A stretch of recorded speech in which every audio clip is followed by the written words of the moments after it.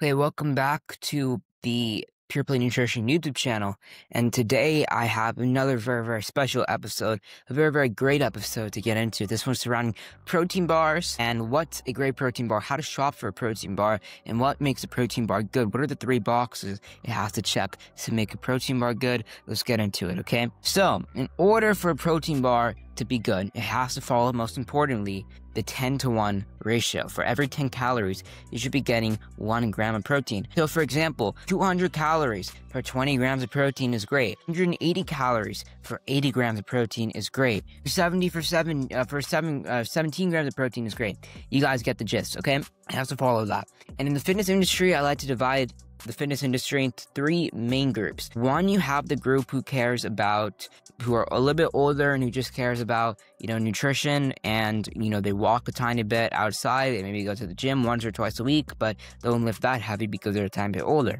2, you have those gym goers, people who are in their 20s, 30s, maybe even late teens, and they really care about macronutrients. They care about protein, carbs, and fats. That's one of the main things they care about. They track their calories and care about aesthetics. They lift heavy, train for aesthetics, and they also train for strength. 3, you have that nutrition, Whole Foods, TikTok, wooden cutting board based people. The wooden cutting board based people, they like to, have steak and eggs for breakfast and stuff. They primarily base their diet off of whole foods, meats, vegetables, eggs, fruits, poultry, stuff like that.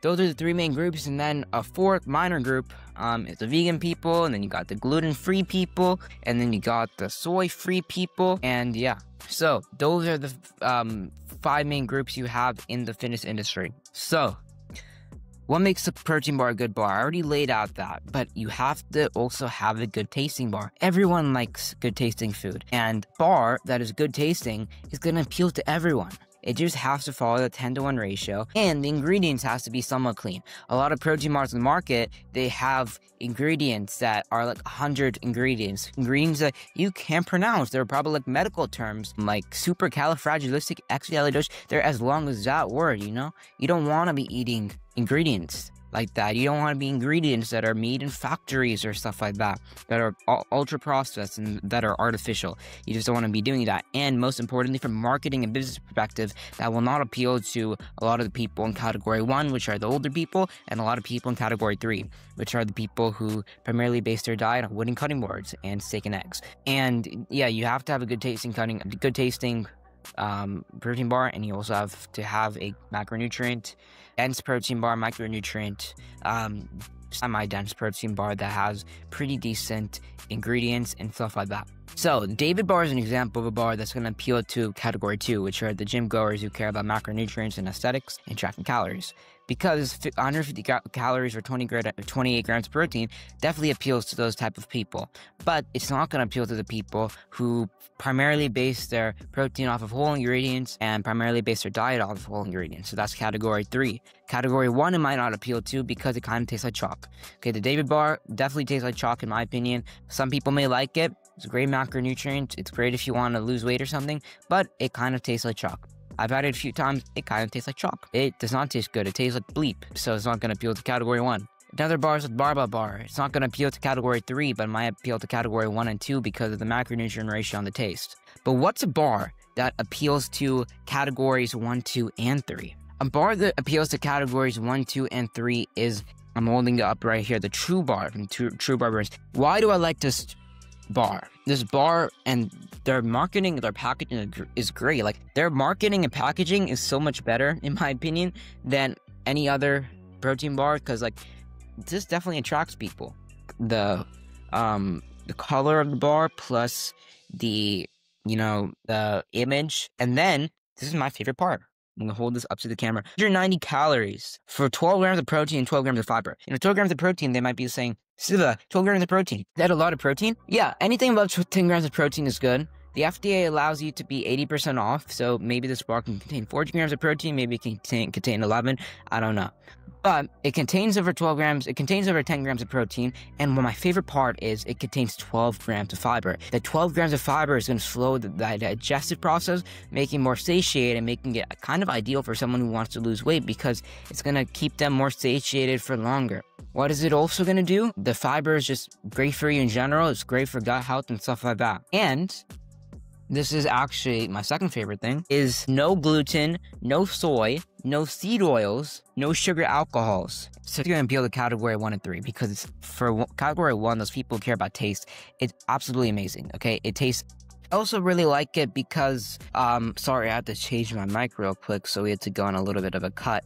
So I also really like it because of that seed oil factor. It's going to appeal to categories 1 and 3. Obviously, the taste is amazing, and the seed oils, there's no seed oils. I think this can definitely appeal to category 2 because you have over 10 grams of protein, over 12 grams of dietary fiber. The taste is going to be great. It's less than 200 calories, so it's pretty ideal.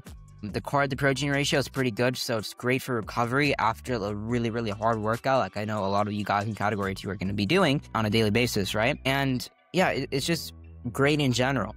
And if I read off the ingredients, it's made with almonds, cacao powder, pea protein, cassava, and those are like the 4 main ingredients. So very, very whole ingredients. I'm sorry, I'm fixing my mic right now. 1 second. So yeah, very, very whole ingredients. And here they advertise it's plant-based, it's certified vegan, it's seed oil free, it's no dairy, no soy, it's vegan. Yeah, so no dairy, no soy, no sugar alcohols. Great. And you know, there's only 9 grams of fat, 2.5 grams saturated fat, stuff like that. No seed oils, of course, no refined sugar, and none of that stuff. Is absolutely amazing. It's literally check boxes.